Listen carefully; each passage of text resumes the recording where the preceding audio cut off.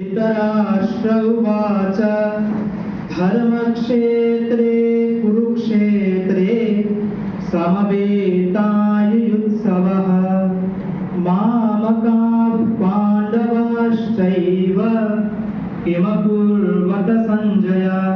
सञ्जय उवाच दृष्ट्वा तु पाण्डवानीकं व्यूढन् दुर्योधनस्तदा आचार्यमुपसंगम्य राजा वचनमब्रवीत् पश्वैतां पाण्डुपुत्राणाम् आचार्यमहतीं च व्यूढान् द्रुपदपुत्रेण तव शिष्येण धीमता अत्र शूरा महेश्वासा भीमार्जुनसमायुधि युयुधानो विराटश्च द्रुपदश्च महारथः धृष्टकेतुश्चेकितानः काशीराजश्च वीर्यवान् पुरुजित् कुन्तिभोजश्च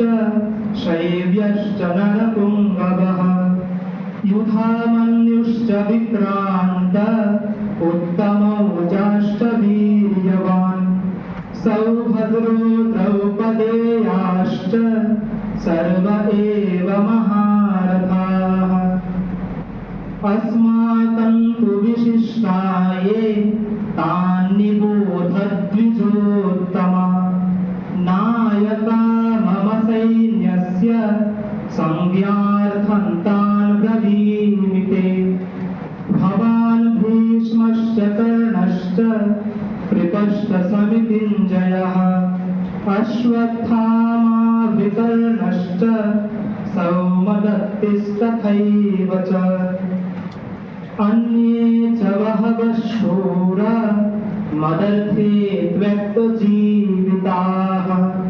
नानाशस्त्रप्रहरणाः सर्वे युद्धविशारदाः अपर्याप्तं तदस्माकं वदं भीष्माभिरक्षितं पर्याप्तं त्विदमेतेषां वदं भीमाभिरक्षितम्।